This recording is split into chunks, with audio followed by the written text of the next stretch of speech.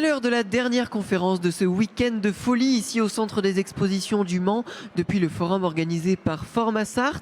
Nous allons maintenant parler de comment intégrer une école d'ingénieurs avec le concours GEPI Polytech. Pour ça, l'ENSIM et l'ESGT est avec nous et plus particulièrement Catherine Cléder, la directrice adjointe de l'ENSIM et Laurent Morel, le directeur de l'ESGT. C'est parti. Bonjour, donc nous sommes là pour vous présenter deux choses. Déjà le concours GEPI Polytech qui est un des moyens d'entrée en école d'ingénieur et on évoquera rapidement les autres façons d'entrer. Et pour parler aussi rapidement de nos deux écoles. Donc oui, Laurent Morel, donc directeur de l'ESGT, l'École supérieure d'ingénieurs géomètres et topographes du Mans.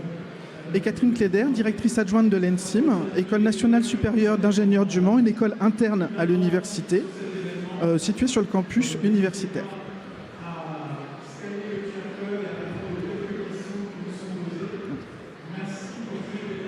Alors comment est-ce qu'on fait des études d'ingénieur de façon générale ? Avant de se lancer, déjà, il faut se poser la question de qu'est-ce que c'est qu'un ingénieur et pourquoi est-ce qu'on a envie de faire ça ?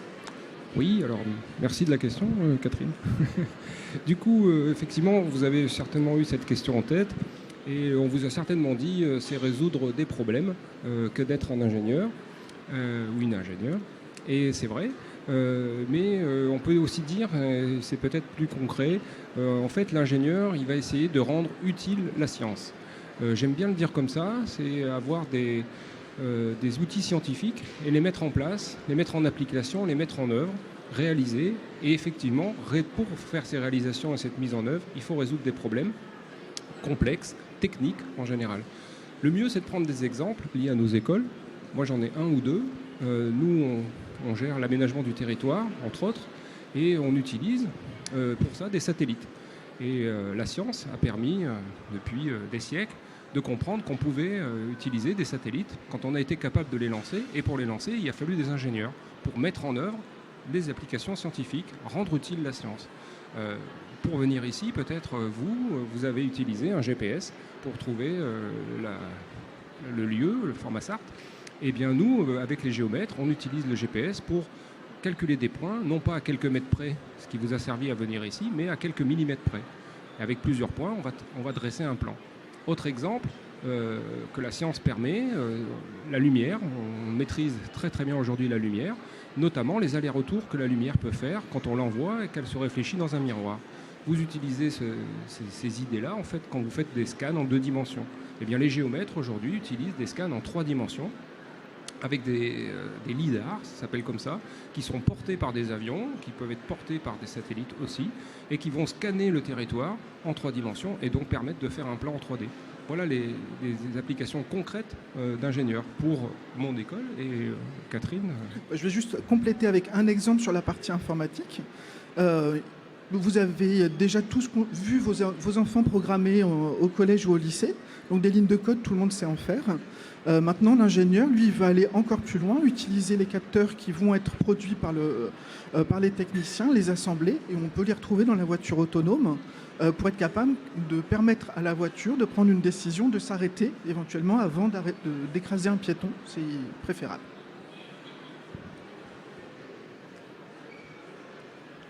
Alors, juste pour compléter, on a passé rapidement, mais la manière de mettre en œuvre ces solutions, ça suppose aussi de gérer des équipes, donc d'avoir ces capacités qu'on appelle aujourd'hui les soft skills, c'est-à-dire des capacités à savoir-être, à savoir-vivre, à gérer des personnes, à gérer des projets, à mobiliser des budgets, etc. Donc ça, c'est toutes des compétences transverses, en plus de ce qu'on a un petit peu évoqué sur les compétences spécifiques, acoustique, informatique ou aménagement du territoire pour le SGT.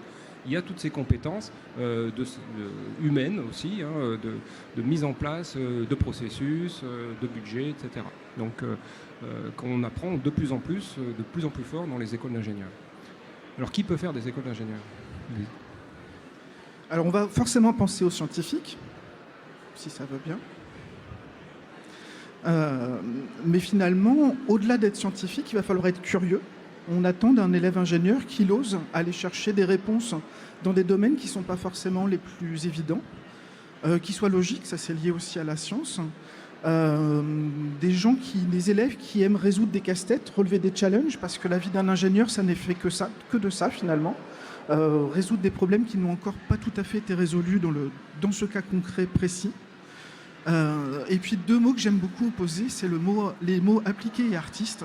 On a besoin de créatifs en fait pour être ingénieur. Il va falloir trouver des solutions innovantes.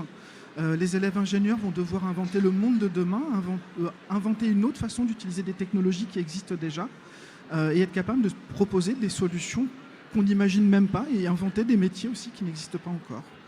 Oui, pour compléter, en lien aussi avec l'école, c'est évidemment, nous, l'aménagement du territoire, tout ce qui est géomètre, la transition écologique et sociétale, les TES, comme on appelle, nous intéressent énormément, parce qu'on doit donc former des ingénieurs qui vont être capables de s'adapter au monde qui change et même à l'anticiper, donc à avoir véritablement un impact, une prise en compte de l'environnement dans tout ce que l'on fait, aussi bien l'informatique, l'impact numérique est très fort, que l'environnement, l'aménagement, etc. Voilà. Donc être complètement adapté et dans le contexte actuel.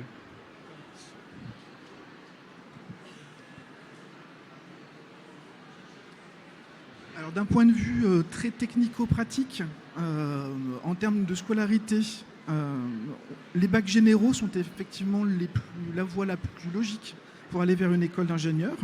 Donc en fonction des spécialités que vous suivez en terminale, avec 2 sciences par exemple, on peut passer le concours GEPI Polytech et qu'on détaillera un petit peu tout à l'heure. Mais il y a d'autres concours qui existent pour des lycéens qui n'auraient gardé qu'une seule science en terminale. Et puis pour les bacs technologiques. Oui, c'est une particularité de mon école. On peut aussi nous recruter après bac, donc après un bac technologique. On a quelques places pour les terminales STI 2D.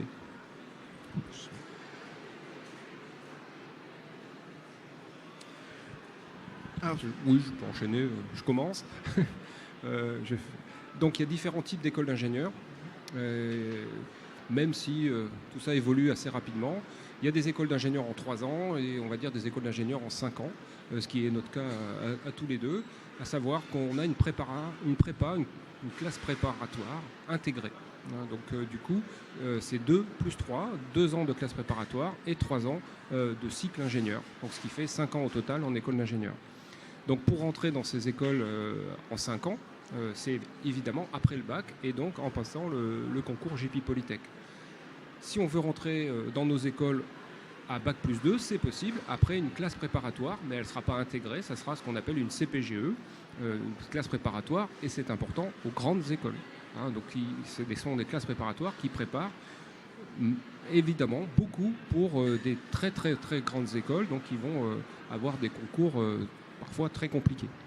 Donc une pression en CPGE plus importante qu'en prépa intégrée où le concours est déjà passé puisqu'il a été passé au niveau bac.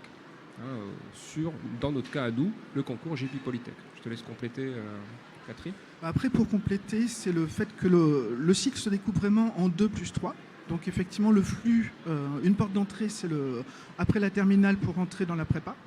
Et la deuxième porte d'entrée, c'est après un bac plus 2 pour rentrer en troisième année de l'école, donc en première année du cycle ingénieur. La voie royale, c'est après la CPGE. Après, sur dossier, selon les écoles, on peut rentrer en ayant fait une licence ou certains IUT. Mais là, c'est chaque école qui va donner sa règle et qui va expliquer les modalités d'entrée sur les différentes portes.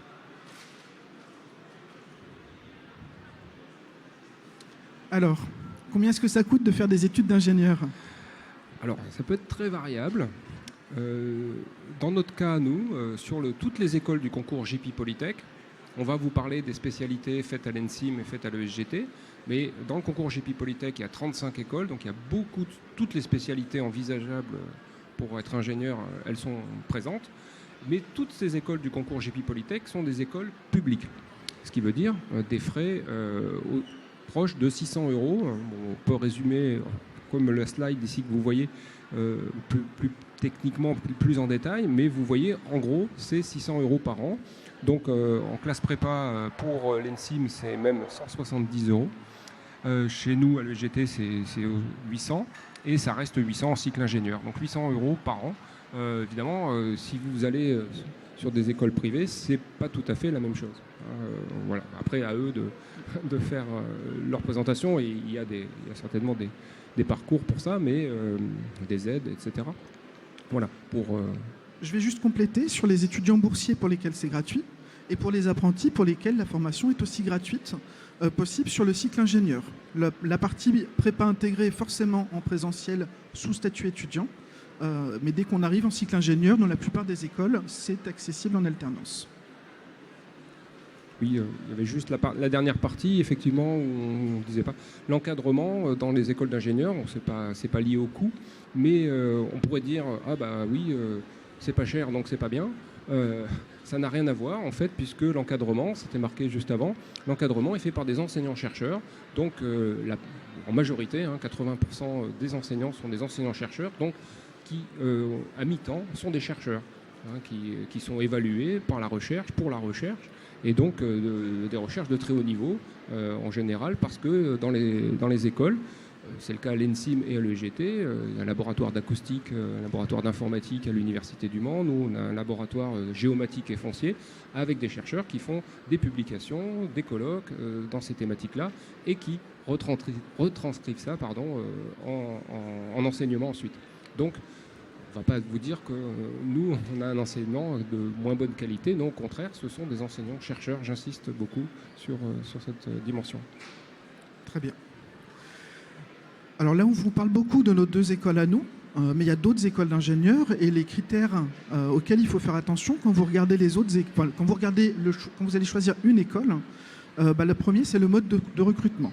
Donc nous, on vous a parlé du concours GEPI Polytech, il y en a d'autres. Chaque école va avoir sa propre modalité d'entrée. Il faut regarder quelles spécialités au bac sont demandées par les écoles. Nous sommes deux écoles qui cherchons surtout des maths et de la physique. Certaines écoles vont aller chercher de la biologie, certaines écoles vont aller chercher d'autres spécialités en fonction de leur parcours et de leur thématique. Il faudra faire attention, vous regarderez le prix de la scolarité et le coût de la vie dans la ville ciblée si vous avez le choix. Alors là, je vais prôner pour Le Mans, puisque c'est la deuxième ville la moins chère de France pour les étudiants. Donc autant le mettre en avant pour une fois. Les labels, alors le seul organisme habilité qui habilite les écoles à donner le titre d'ingénieur, c'est la CTI. Donc vérifiez que les écoles qui vous intéressent ont ce coup de tampon CTI, la commission des titres d'ingénieur. Et puis les réseaux. Le SGT et l'ENSIM sont des écoles associées au réseau Polytech, c'est une marque. Il y a d'autres marques qu'on vous laisse aussi creuser. Et après, selon vos centres d'intérêt, la possibilité ou non de faire de l'alternance si c'est quelque chose qui vous intéresse.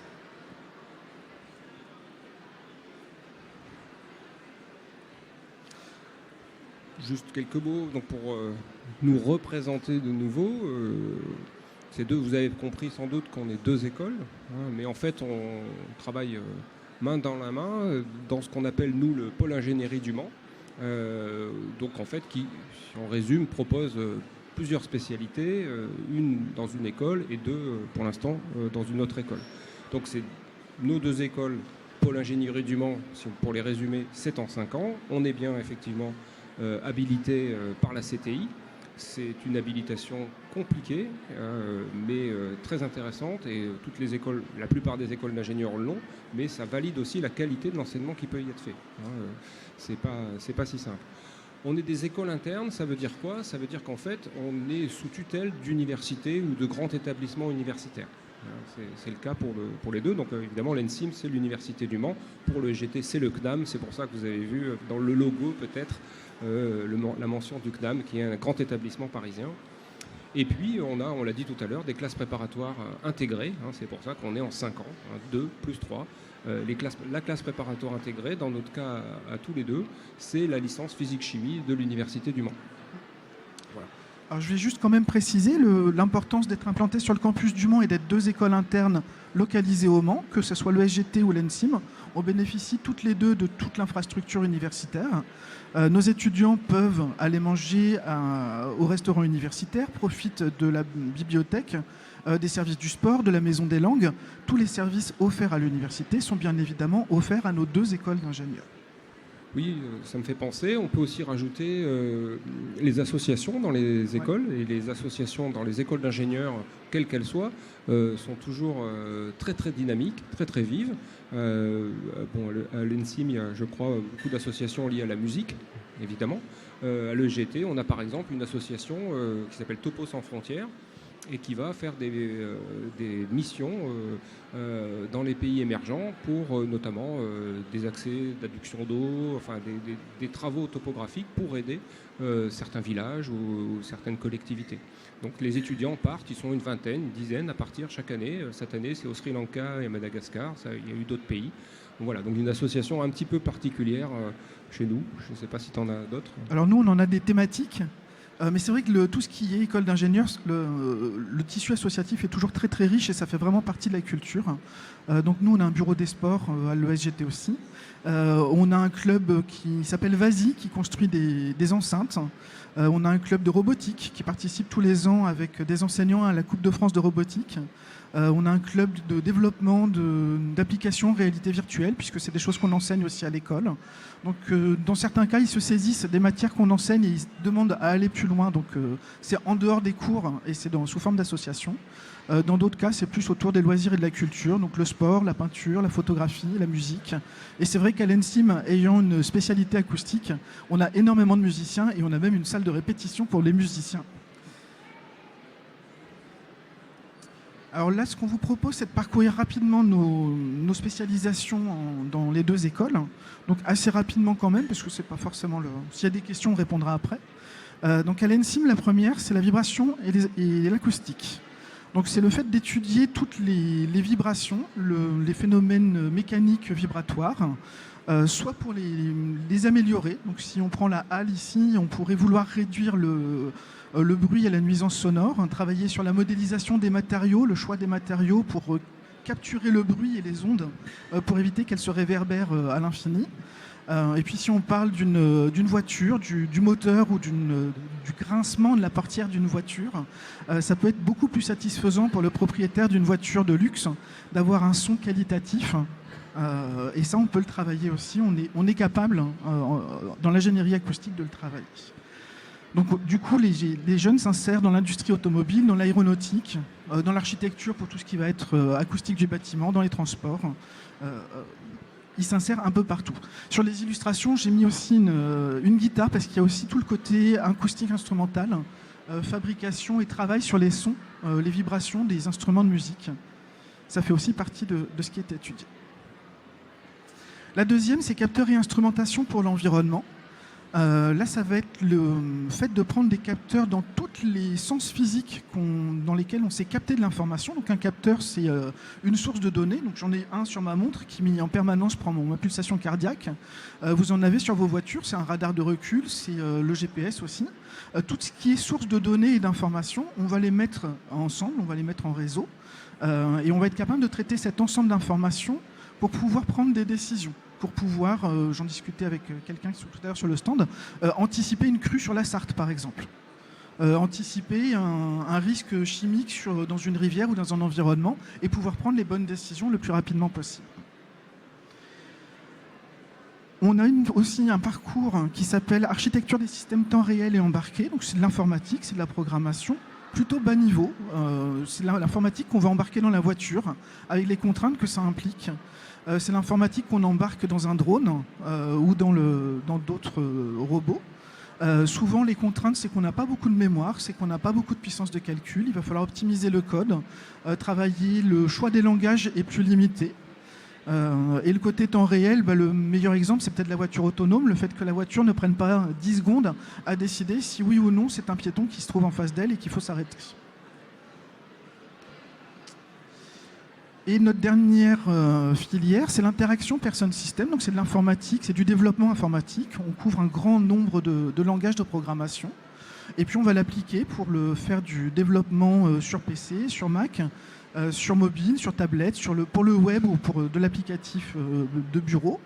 On va aussi travailler en réalité virtuelle, en réalité augmentée. Là, on s'appuie sur les laboratoires de recherche qui nous accompagnent. Et avec une spécificité, c'est ce côté personne, la prise en compte de la personne et de l'ergonomie. Donc on va aller creuser un petit peu la psychologie cognitive et les sciences humaines pour être capable de faire des applications qui répondent vraiment aux besoins et à la tâche que veut faire l'utilisateur. Donc les débouchés, des ingénieurs dans les 4 disciplines. L'ingénieur acousticien, on le retrouve essentiellement dans l'industrie ou dans le bureau d'études pour analyser les pièces comme celle-ci.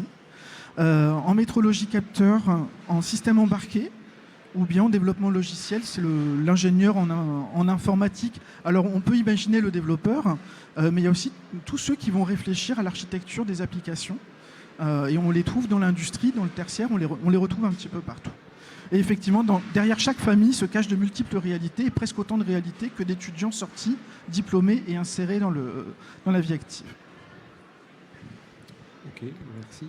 Du coup, quelques mots aussi un peu plus particuliers pour le SGT, le supérieur d'ingénieur géomètre et topographe.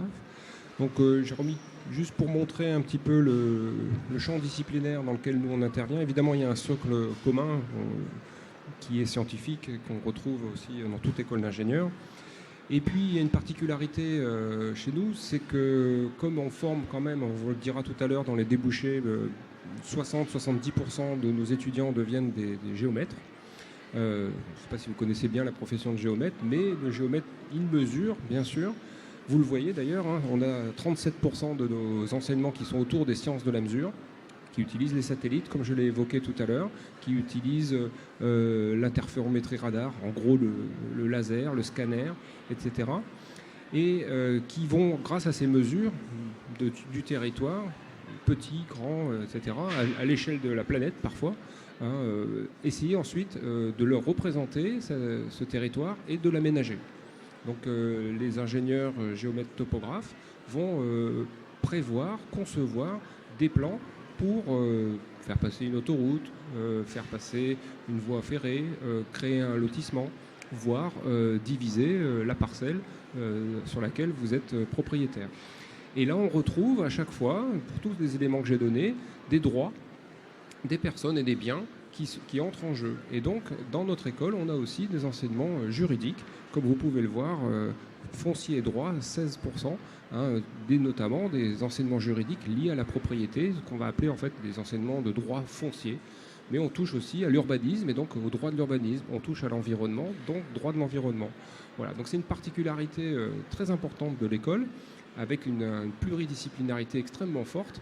On va d'experts de la mesure qui utilisent des satellites, on passe par de l'aménagement du territoire, jusqu'à toucher aux sciences juridiques. Et je parlais tout à l'heure d'enseignants-chercheurs qui sont des spécialistes chercheurs dans leur discipline. Nous avons, nous, à l'ESGT, des enseignants-chercheurs en droit privé et en droit public. Si tu veux. Donc, à la différence de l'ENSIM, on n'a pas plusieurs spécialités, on a juste des parcours, des options différenciées un tout petit peu en dernière année, mais ça vous donnera une idée aussi des matières, des disciplines que l'on fait à l'école. Je l'ai évoqué, la première, c'est les sciences de la mesure. Donc il s'agit d'acquérir des observations, et j'ai évoqué un tout petit peu les possibilités tout à l'heure. Vous voyez un avion là qui fait justement le scanner du territoire en dessous de lui, donc avec un lidar qui envoie des ondes qui reviennent, et du coup il mesure la hauteur de tout ce qui est en dessous, et on peut ensuite le représenter et en plus savoir si c'est des cours d'eau, si c'est de l'eau, si c'est de la végétation, si c'est du bâtiment. On fait la même chose avec l'appareil en haut à droite, qui est un scanner en 3 dimensions, donc, qui tourne dans tous les sens, verticalement, horizontalement, et qui va scanner l'environnement autour de vous. Ça peut se faire à l'extérieur, ça peut se faire aussi à l'intérieur, pour représenter un appartement, avoir un plan d'intérieur. Vous avez d'ailleurs des rendus juste en bas, hein, alors souvent de patrimoine, mais pas seulement. Là, c'était une église, une cathédrale, qui a été scannée et ensuite qu'on peut manipuler, représenter. Alors, c'est des éléments en 3 dimensions. On est habitué maintenant à voir beaucoup de choses en 3 dimensions, sauf que là, c'est à l'échelle et ça peut être précis à quelques millimètres près. Et donc, évidemment, c'est très utile pour faire des projections, ensuite, pour voir ce qu'on peut réparer, s'il y a des fissures, et prévoir plein de choses. Donc ça, c'est la première partie. La deuxième, je l'ai évoqué, c'est l'aménagement du territoire. Alors, je commence par le 3, du coup, plutôt que le 2. Vous avez une représentation, notamment en bas à droite, de tout ce qu'on peut gérer à travers un système d'information géographique. Alors, vous allez me dire, c'est quoi un système d'information géographique? Eh bien, vous en utilisez tous les jours quand vous allez, je ne sais pas, sur un moteur de recherche et que vous tapez, par exemple, où sont les médecins de la ville. Eh bien, il va vous mettre non seulement où sont les médecins, mais aussi des informations, peut-être d'âge, de spécialité, etc. Donc il y a de la donnée et de la donnée géographique. C'est localisé et en plus on a de la donnée. Eh bien nous on sait faire la même chose, bien sûr pour le territoire, c'est-à-dire on peut afficher que les cours d'eau, on peut afficher que les routes, les voies ferrées, etc. Et avoir des renseignements dessus, par exemple depuis quand la route a été réparée, depuis quand cette voie ferrée a été construite, etc. Ça va permettre de gérer, d'analyser et d'aménager le territoire. Et puis je l'ai évoqué déjà une fois, hein, je ne vais pas recommencer, toute la partie aménagement de la propriété, cette fois, de division par exemple, ou alors les géomètres sont bien connus pour, ont le monopole de la délimitation de la propriété, c'est-à-dire savoir où est la limite entre vous et vos voisins, par exemple. Voilà. Les débouchés, pour finir avec le SGT, évidemment, je l'ai évoqué aussi, la profession de géomètre, géomètre expert, géomètre topographe, et puis les compétences que je viens d'évoquer, pour faire simple, en fait, on va les retrouver, certes, dans des cabinets de géomètres, souvent des structures privées, mais aussi dans des collectivités qui ont exactement besoin de ces compétences pour gérer, comme j'ai évoqué tout à l'heure, tous les réseaux d'une ville, aériens, souterrains, etc.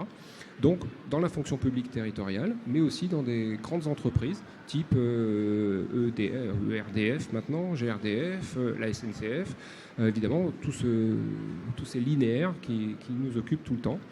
Le BTP, évidemment, quand on construit des routes, des autoroutes.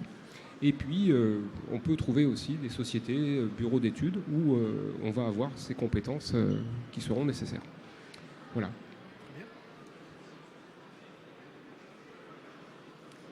Alors sur les modes d'études, on va peut-être passer rapidement, je ne sais pas. Donc sur nos deux écoles, on fonctionne énormément en pédagogie par projet. On a parlé tout à l'heure du fait d'être apprenti ou étudiant. Le cycle préparatoire est forcément sous statut d'étudiant. Le cycle ingénieur peut être au choix sous statut d'étudiant ou d'apprenti. Donc là, c'est aux étudiants de faire ce choix-là. Et évidemment, c'est le même diplôme. Alors on a souvent la question, oui, mais si je fais la moitié de ma vie scolaire en entreprise et l'autre moitié à l'école, j'ai qu'un demi-diplôme. Non. La façon de travailler l'alternance, c'est vraiment de détacher et de déléguer l'acquisition de certaines compétences aux entreprises. Et c'est bien le même diplôme avec les mêmes compétences. La CTI l'a certifié. Qu'on soit apprenti ou étudiant, on a le même diplôme. Les obligations pour avoir un titre d'ingénieur, ça c'est la CTI qui le dit. Il faut valider un niveau d'anglais B2, donc communication et argumentation aisée sur des sujets généraux, en anglais. Il faut avoir passé au minimum 3 à 4 mois à l'étranger, donc ça peut être sous forme de stage, ça peut être pour des études, en semestre Erasmus. Alors Erasmus c'est surtout l'Europe, mais on peut partir aussi plus loin à l'étranger hors Europe, y compris pour les apprentis. Donc les étudiants et les apprentis ont forcément une mobilité à l'étranger. Dans certains cas, on peut, pour les étudiants, passer un double diplôme, être étudiant en France, avoir le titre d'ingénieur de l'école française et aller chercher un double diplôme à l'étranger. Alors pour nos écoles, on est en partenariat avec le Canada, avec le Maroc et avec le NSG. Je sens que c'est géomètre, ça. Le NSG, c'est l'École nationale des sciences géographiques. Donc effectivement, alors c'est pas géomètre, mais on approche pas mal. Okay. Et puis tu parlais des obligations, comme vous voyez. Il y a aussi l'obligation, et ça ne surprendra personne, de faire des stages. Et des stages en entreprise, ce qu'on appelle des structures d'accueil. Ça peut être aussi en collectivité ou dans des laboratoires de recherche. Et c'est beaucoup de stages. Dans les écoles d'ingénieurs, on est à un tiers du temps qui est consacré aux stages. On pense souvent aux stages de fin d'études, donc tout à la fin du cursus, le dernier semestre, qui est de 4-5 mois, nous c'est 20 semaines. Mais il y a aussi des stages, soit l'été, soit comme à l'ESGT, durant un semestre. Avant le dernier semestre, il y a aussi un autre semestre tout entier en stage. Donc ça fait au final 36 semaines de stage en entreprise sur 3 ans. Donc c'est vraiment tourner vers l'entreprise, plus, on l'a dit, la pédagogie par projet. On essaie d'avoir du concret. C'est pas, les cours magistraux, comme on dit, sont rares. Il y en a, on s'en dédouane pas, mais c'est surtout du TD, du TP, du projet, pour être en mise en pratique des enseignements le plus souvent possible. Voilà. Et je rajoute un dernier point. Dans les obligations, on a rajouté, toutes les écoles le font progressivement, ce qu'on appelle l'engagement étudiant, c'est-à-dire on demande à nos étudiants, c'est une condition au diplôme, tout comme l'anglais, tout comme la scolarité, tout comme les stages. L'engagement étudiant, c'est s'engager pour les autres dans la société. Et donc on leur demande de gérer une association, de participer aux activités de l'école, mais pas seulement, d'avoir un engagement solidaire, en tout cas pour les autres, au cours de leur cursus. Ils doivent acquérir des points pour pouvoir être diplômés à la fin. Voilà. Donc on retrouve ici la dimension de ce que j'ai évoqué tout à l'heure, se rendre utile la science, mais se rendre utile aussi pour la société. Ça marche. Alors, maintenant qu'on espère vous avoir donné envie de devenir ingénieur dans l'une des écoles, des nombreuses écoles d'ingénieurs en France, et pourquoi pas au Mans chez nous, donc on va parler du concours GEPI Polytech, qui est la voie d'entrée que nous, on maîtrise le mieux, puisque c'est celle de nos écoles. Donc c'est un concours qui, comme tous les concours, est payant. Donc c'est 60 € ce concours. Vous le payez une fois, mais ça vous permet de candidater à toutes les écoles, aux 35 écoles de ce concours. Alors à noter que c'est gratuit pour les boursiers. Dans Parcoursup, ça ne représente qu'un vœu. Alors pour ceux qui ne savent pas choisir dans Parcoursup et qui veulent utiliser tous les vœux possibles, le GEPI Polytech, c'est un vœu. Et après, derrière ce vœu-là, vous allez brancher un certain nombre d'écoles et faire une forme de multiprise, en fait. Le conseil aux lycéens, c'est qu'en classe de première, d'avoir forcément les 2 spécialités, maths et physique-chimie.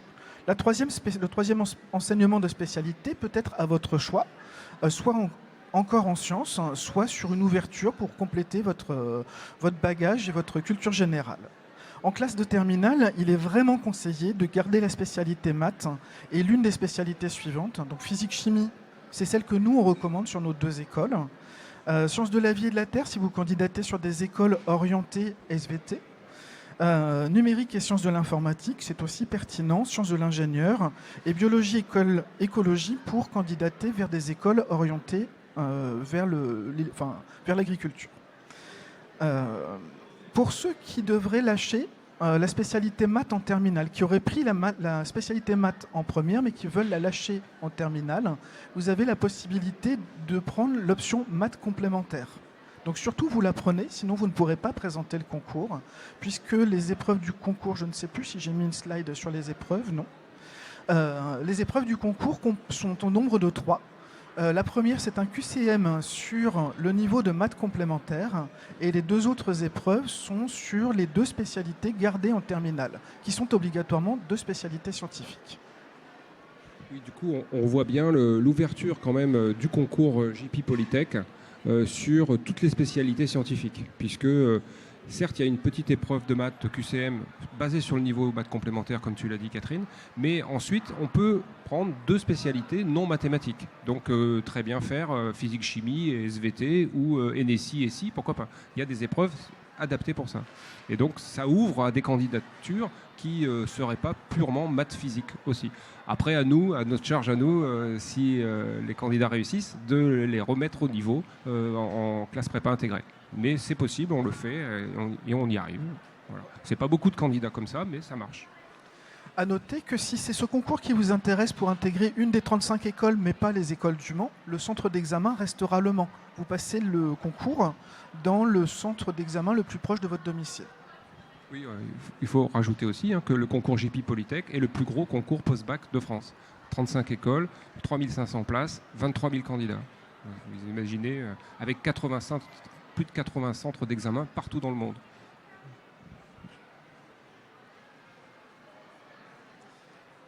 Alors sur les dates, donc l'inscription au concours se fait du 17 janvier au 14 mars sur Parcoursup. Donc on commence bien par Parcoursup. La confirmation des vœux jusqu'au 3 avril. L'épreuve écrite cette année tombe le 30 avril. Donc ça vous donne, pour ceux qui ne seraient pas en terminale, mais ça donne une idée du calendrier. C'est avant les épreuves de spécialité. Ça permet de réviser Quand on bosse le concours, en fait, on commence déjà à réviser pour les épreuves du bac. Et à partir du 30 mai, les premiers résultats seront sur Parcoursup.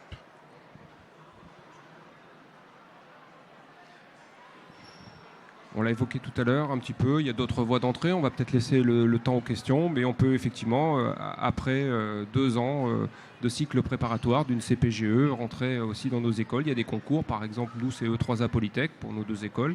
Vous pouvez aussi rentrer après un BUT dans nos écoles ou un BTS. Dans le cas des géomètres, il y a des BTS géomètres. Donc on prend aussi sur ces voies-là. Voilà, il faut aller voir sur chaque école Voilà. les profils. Peut-être pas. Et nos prochains rendez-vous? Alors, un forum virtuel? Voilà, le forum virtuel JP Polytech où on sera présent à distance, donc le 31 janvier, bientôt, et les journées portes ouvertes. Donc le 10 février, sur le campus, on n'est pas très loin. De 9h à 16h, vous pouvez venir dans nos 2 écoles, voir les projets de nos étudiants et nous poser toutes les questions auxquelles on n'aurait pas répondu aujourd'hui. Visiter, rencontrer les étudiants, voilà.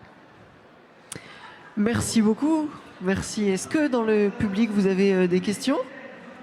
J'en ai une. Je voulais savoir, dans le concours en fait, que vous proposez, vous dites qu'il y a une première épreuve, un QCM, et ensuite 2 matières. Mais quand on a déjà les matières maths et physique-chimie, comment ça se passe? On ne trouve pas une 3e matière? Non, le premier, c'est vraiment un QCM sur les maths, niveau maths complémentaire, pour tout le monde, Oui. quelles que soient les spécialités. Et après, c'est sur les 2 spécialités, donc ça sera maths et physique-chimie. D'accord. 2 maths et physique. Ça fera 2 épreuves de maths, oui. D'autres questions? Oui. Merci. Je suis en terminale STI 2D en SPI Tech et je voulais savoir si j'avais accès quand même au concours ou pas. Alors je vais répondre du coup. Oui pour le SGT. Ok. Voilà. Et donc le concours là c'est dossier et un entretien. Ok. Alors, on n'est plus du tout sur le mode qu'on vient d'expliquer. Il n'y a pas d'épreuve écrite. Hein. C'est un dossier et après un entretien. D'accord. Ok, même Mais- si c'est pour faire une école de génie mécanique derrière, c'est pas. C'est Oui. c'est vraiment sur toutes les écoles Alors, de Polytech. il faut regarder, non, pas toutes les écoles. Certaines écoles ont des places. Le SGT a 5 places. D'autres écoles dans le JP Polytech en ont. Je crois que c'est un tiers des écoles. Donc, il faut regarder quelle école vous intéresse et passer et mettre le vœu qui correspond dans Parcoursup pour ces écoles-là. D'accord. Ok. Ah, via JP Polytech, bien sûr. Mais de toute façon, je pense que ça sera guidé du coup, comme vous êtes STI 2D. Voilà. Mais oui, il y a des places pour les STI 2D, pas pour toutes les écoles. Est-ce que vous avez d'autres questions? Je vous remercie. Alors, je vais essayer d'être claire. Est-ce que si on fait une licence acoustique ici à l'Université du Mans, physique acoustique, donc licence ou licence CMI, est-ce que c'est pertinent? Est-ce qu'après cette licence, on peut rentrer en première année de cycle ingénieur sur dossier? Oui, tout à fait. Oui, Donc je veux dire, ça c'est fait pertinent. partie de l'autre porte d'entrée en 3e année. D'accord. Effectivement, les étudiants de licence L2 ou L3 peuvent candidater sur dossier Mhm. pour rentrer en première année du cycle ingénieur, D'accord. donc en 3e année de l'école. Ok. Donc ça, c'est une licence qui peut fonctionner. Enfin, je veux dire, Oui. c'est Oui, oui. Après, c'est les mêmes collègues qui enseignent dans les 2. ça marche. Merci.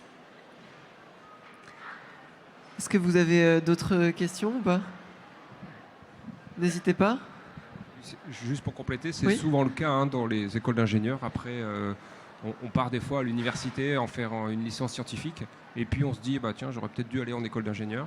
Bah, c'est souvent possible en fait. Hein. Il faut faire un dossier et c'est examiné. Il peut y avoir des épreuves complémentaires, mais c'est le cas aussi à l'ESGT, mais il y a plein d'écoles comme ça. Hein. Alors après, il faut un bon niveau, c'est sûr, mais c'est possible. C'est éligible. Vous avez parlé tout à l'heure que pendant le parcours, il est important d'être solidaire, de s'engager pour les autres. Pourquoi est-ce que c'est important au cœur d'une école d'ingénieurs comme celle-ci? Oui, je commence. Complétera. Mais on l'a dit, hein, il faut rendre utile la science. Pour rendre utile la science, il faut s'adapter au monde. Il faut gérer des équipes, résoudre des problèmes. C'est très rare qu'on arrive à résoudre un problème compliqué technologiquement tout seul. Donc c'est être obligé de gérer des équipes, de soulever des budgets, donc de faire de la communication. Et donc tout ça, on va le retrouver dans l'engagement associatif, par exemple, dans l'engagement sportif, dans l'engagement artistique. Et donc on va nous valoriser ces engagements-là parce qu'ils mettent en avant des qualités humaines, des qualités de savoir-vivre, de savoir-être, de faire travailler les autres ensemble, de s'écouter, d'avoir des doutes aussi. Et donc toutes ces qualités-là, on appelle des soft skills, mais qui sont finalement des qualités très très importantes, voire essentielles, parce qu'elles vont être développées ensuite dans des projets d'équipe, et pour faire travailler encore une fois plus intelligemment tout le monde ensemble. Et donc, c'est des qualités qu'on aime voir pratiquées par nos étudiants dans les associations, les nôtres, mais pas que. N'importe quelle association qui s'engage nous intéresse. Je sais pas si... T'as tout très bien dit. Ah, c'est vrai. Je suis engagé aussi. Est-ce que par rapport au concours GEPI Polytech, il est possible de s'entraîner en amont? Alors oui, sur le site du concours GEPI Polytech, il y a les sujets des années précédentes. Donc il y a toutes les annales qui sont en ligne. Après, il faut bûcher, il faut bosser. Pour compléter, il faut voir aujourd'hui, nous on est des écoles d'ingénieurs publics, on l'a dit, c'est donc du coup accessible financièrement. Moi, économiquement parlant, j'insiste, c'est important. On est aussi dans un réseau sur le territoire, vous avez vu, il y a des polytechs dans toute la France. Donc par rapport au déplacement, c'est intéressant. Et puis, des fois, les personnes, notamment les jeunes femmes, se limitent en se disant c'est pas fait pour moi, c'est trop dur, j'y arriverai pas. Et en fait, c'est pas du tout le cas. Aujourd'hui, les écoles d'ingénieurs sont très accessibles.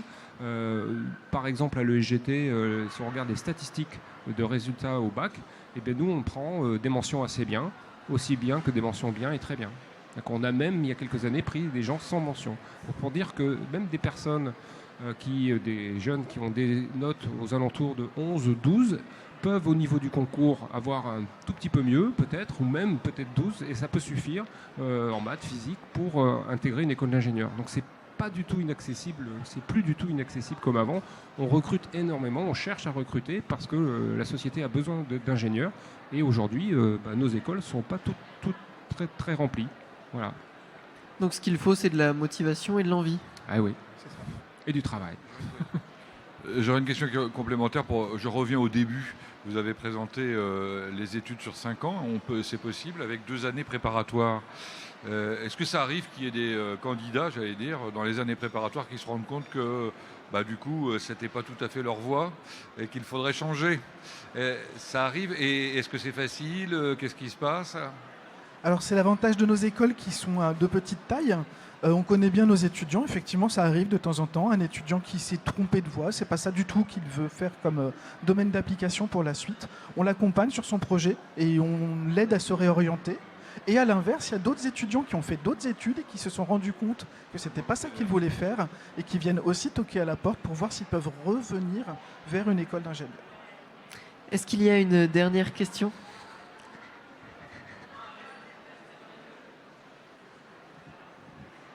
Bonjour, oui c'était pour savoir le mode de sélection, parce que vous disiez qu'il y avait un concours, donc c'est quoi? Vous prenez ceux qui ont les meilleures notes jusqu'à ce que l'effectif soit atteint? Comment se fait les critères de sélection de chacune des écoles? Donc oui, effectivement, il y a un concours, donc on l'a dit, épreuve de maths, etc. Et donc il va y avoir un classement. Donc je parlais tout à l'heure de 23 000 candidats sur toute la France. Il va y avoir un classement. Bon, pour faire court, la plupart des écoles vont recruter jusqu'au 13 millième. Voilà. Donc avec les fameuses 3500 places. Mais tous vont faire... Enfin, tous les 13 000 ne vont pas intégrer les écoles. Il y en a qui vont faire une CPGE, d'autres qui vont aller à la fac, etc. Mais pour avoir une des 3500 places, il y a des écoles qui vont jusqu'au 13 000e rang. Comme mon école ou celle de l'ENSIM. Il y a des écoles qui ne vont pas jusqu'au 13 000e rang. Il y a des écoles d'un meilleur niveau, je ne sais pas si on peut le dire comme ça, mais qui sont plus sélectives, qui vont aller jusqu'à la 6 millième, 7 millième place. Nous, on va jusqu'au bout du classement parce qu'on veut remplir nos places. Et on ne les remplit pas toujours, comme je disais tout à l'heure. Mais on ne rogne pas sur le niveau nécessaire, donc on ne remplit pas toujours, mais on va jusqu'au bout du classement que nous autorise GEPI Polytech. Donc je vous dis à peu près 12 000, 13 000 sur 22 000 candidats. Voilà. Et le classement se faisant sur les épreuves dossiers qui comptent, plus les épreuves écrites. Voilà. Merci beaucoup. Merci. Bon, on fait une dernière question. Juste, le contenu des épreuves du concours, c'est le programme de première et terminale Oui, enfin c'est terminal, mais du coup première et terminale. Puisque c'est une montée. Ouais. Oui, programme de terminale. Merci beaucoup à vous deux. Merci à vous toutes et tous d'avoir été là durant cette conférence et restez sur LMTV car c'est la fin. Mais pour cela, on retrouve Fabienne Malher-Boulanger dans quelques secondes.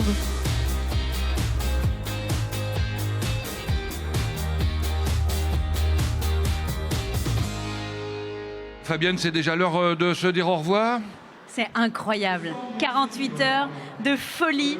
Merci à toutes et tous d'avoir été au rendez-vous, parce qu'on peut dire ça. Aussi bien les organisateurs, les bénévoles, le public, tout le monde a été présent.